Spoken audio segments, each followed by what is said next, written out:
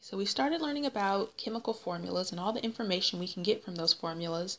Now we need to learn two things. How do we write a formula for an ionic compound? We're going to start with ionic compounds first.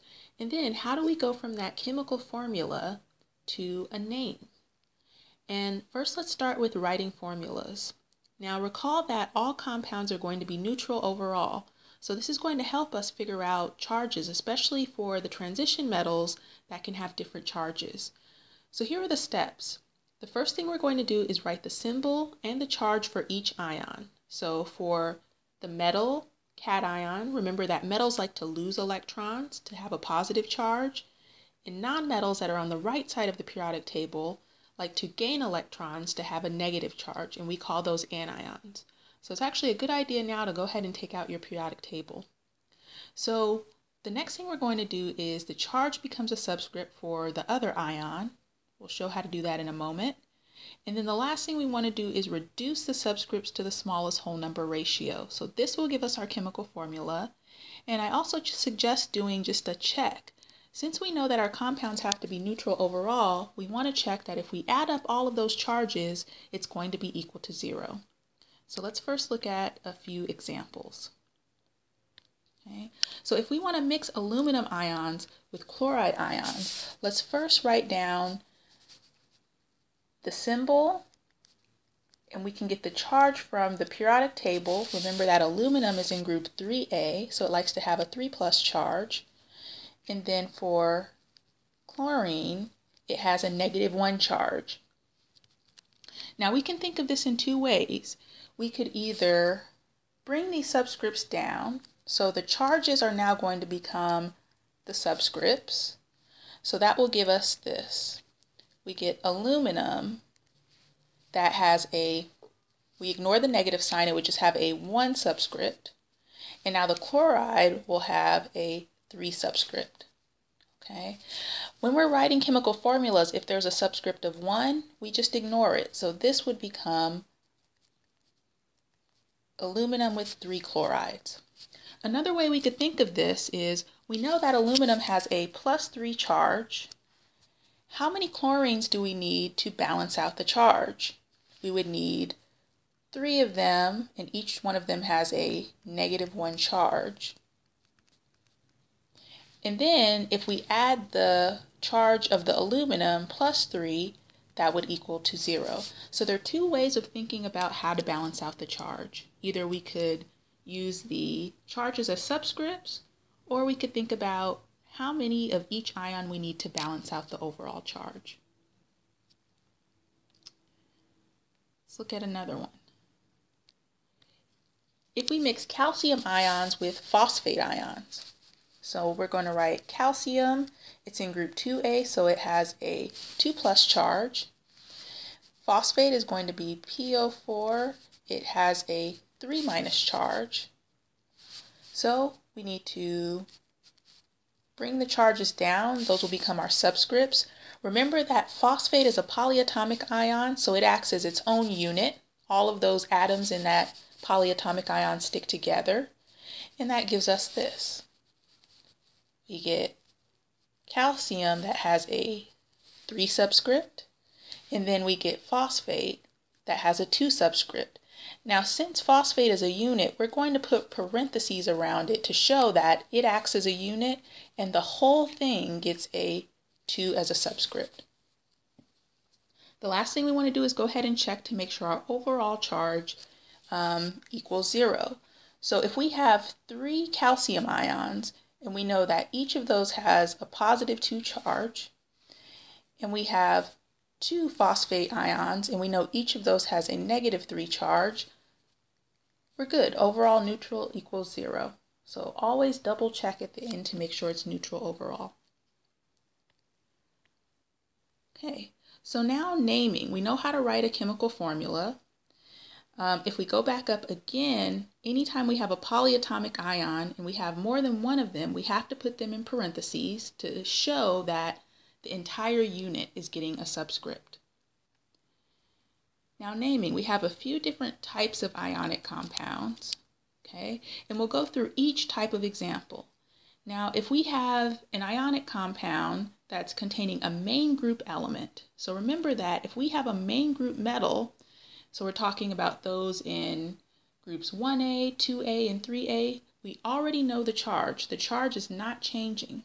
Okay, so in that case, we would just take the name of the cation or the metal, and then we're going to add at the end the base name of the anion, which we'll show in a moment, and we're going to add IDE at the end. Okay, we'll get to polyatomics later and what we do for those. So let's do just that.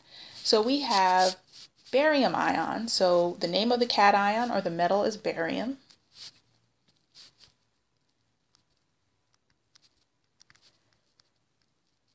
Okay, and then we're going to take the base name of the anion. So for this, it would be brom for bromide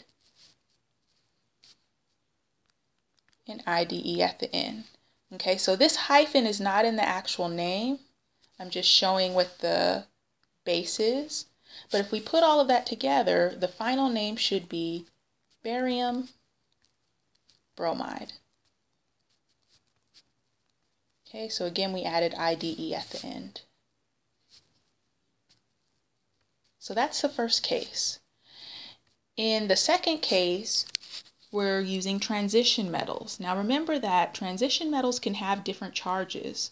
So the only thing we have to add to this is a Roman numeral to specify which type of ion it is. Does it have a +1 charge or does it have a +2 charge? Let's look at two examples. Okay, so the rules are the same. We're going to have the name of the cation, the base name of the anion. The only thing we're adding is this Roman numeral. So what we need to do first is figure out the charge. We know that bromide is always going to have a -1 charge. So to balance out that charge, it tells us that copper has to have a +1 charge. Okay, so let's start naming this. The name of the metal is going to be copper. Okay, we just established that to balance this out and make the overall compound neutral, copper has to have a +1 charge. So we're going to give it a 1 as a Roman numeral, indicating that it has a +1 charge. And then the base name of the anion will be brom, and we add IDE to the end, bromide. So copper 1 bromide. Let's look at another example. Again, here bromide has a -1 charge, but we have 2 of them, which gives us overall -2 for the anion side. So that tells us that copper, to balance out the charge, has to have a +2 charge. So most of the name will be the same. We get copper, but now it'll be copper 2 bromide. Okay, so we only have to use Roman numerals for transition metals. So any metal that can have different charges, that's when we have to use the Roman numerals. Okay, let's look at another example. So when we have polyatomic ions, the only thing that changes is that we don't have to add IDE to the end. We just give the ending whatever the name of the polyatomic ion is. And remember again that a polyatomic ion means we're going to group atoms together as a unit, and that unit has an overall charge. Okay, so same rules apply. Here, we're going to start with naming the metal. The metal's name is potassium. And since potassium always has the same charge, we don't have to put a Roman numeral. The name of the polyatomic ion is nitrate. So potassium nitrate. Let's look at another example. So here we have iron.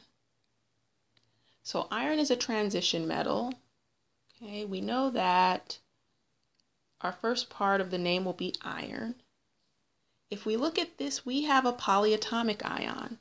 This is called hydroxide. So that will be our ending, but we need to figure out the charge. Hydroxide ion always has a -1 charge, and This subscript tells us that we have 2 of them. So on the anion side, we have an overall -2 charge, which tells us to balance the charge out, iron has to have a +2 charge. So we will put our Roman numerals, iron 2, hydroxide. Okay, so again, notice if we have a polyatomic ion, we don't have to change the ending at all. It's just the name of the polyatomic ion.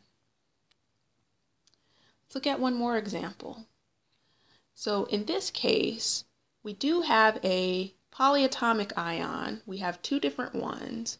Notice that we have no parentheses around them. Okay, so if you only have one polyatomic unit,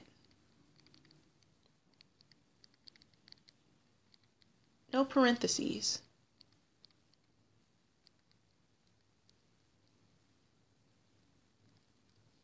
Okay, so no parentheses on those. So now we just named this positive charge, or our cation is called ammonium. Right? So ammonium has a +1 charge. Nitrate has a -1 charge, so they balance each other out. And since ammonium always has a +1 charge, we don't have to worry about putting a Roman numeral. It will just be ammonium and nitrate. Okay. And we can apply a lot of these rules to some of the other naming we're going to be doing.